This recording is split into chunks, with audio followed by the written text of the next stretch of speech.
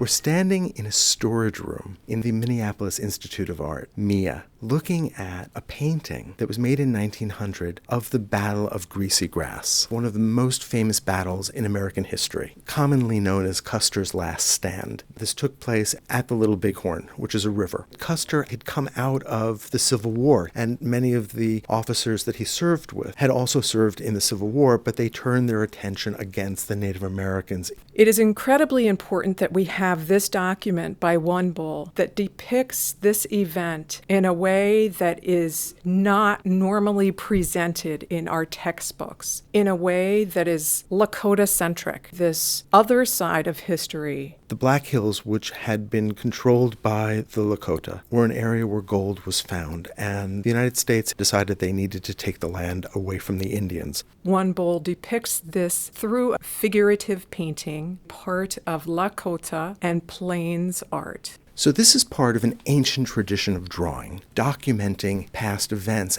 My eye first goes to the section of the muslin where we see 5 circles with a series of teepees that radiate from that center. One Bull is setting up the depiction of the camps of the major groups. The encampment to the left is of the Cheyenne Indians, who were at that time great allies with the Lakota people. And then there's 4 other campsites of Lakota people, including the Oglala, Chief Crazy Horse's encampment with Red Cloud, Chief Spotted Eagle's encampment, the Minnekaju of Chief One Horn and Chief Makes Room's encampment, and then lastly, the very important Hunkpapa teepee, and that is the band of Chief Sitting Bull. Chief Sitting Bull did not fight at the Battle of Little Bighorn, but when individuals wanted counsel, they came to Sitting Bull. And the artist of this work was his nephew. Sitting Bull adopted One Bull, and with that comes a great sense of honor. And he depicts himself holding Sitting Bull's shield.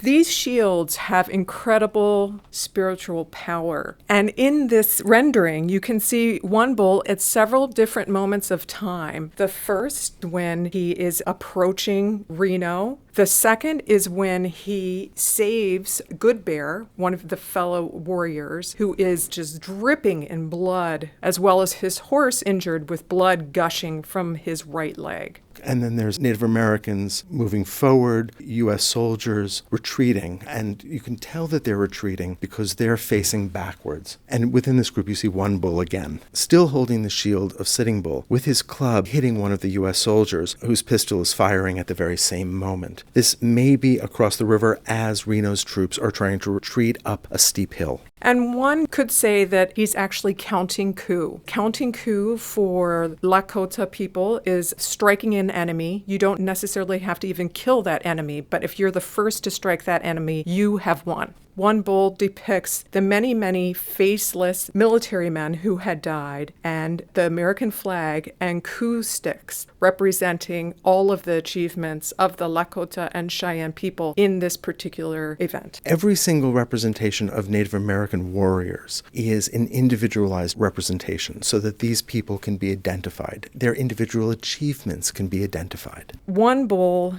is trained to only depict that which he has been witness to. When these types of works of art are being made, it would be discussed during council, and there would be individuals that would have to agree to the depiction of what actually happened. On the extreme right, we can see one of the initial events. The U.S. Army came across an Indian boy named Deeds with his horse, and they killed him. The first serious engagement took place under the command of a man named Reno. Reno had been sent by Custer with a detachment to engage the encampment while he circled around and tried to cut off the possibility of escape. In the lower left corner, we see figures depicted in a very different way. There's no color, it's just black and white. And we see silhouettes of figures both in profile and full face. One Bull is depicting the encampment of women, children, elders, injured, who were at the battle. And they were important because Custer was trying to get at them to use them as human shields. On the extreme upper left, we see a circle of U.S. soldiers that are clearly under attack. The U.S. flag has been turned upside down, a signal of distress.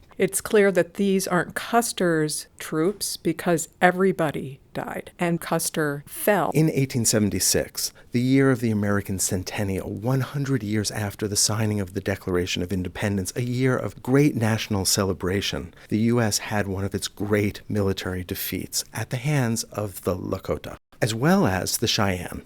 Custer was heroized, despite the fact that he was the aggressor. This battle was seen as a heroic sacrifice in the larger picture of manifest destiny of the United States making claim to the entire continental United States. The idea of such a celebrated figure, General Custer, being decimated by Lakota and Cheyenne people made it so that they could never have a victory like this again. And that's because the U.S. government then poured all of its resources into claiming this land. The Battle of Little Bighorn is one of the greatest successes of Lakota and Cheyenne people.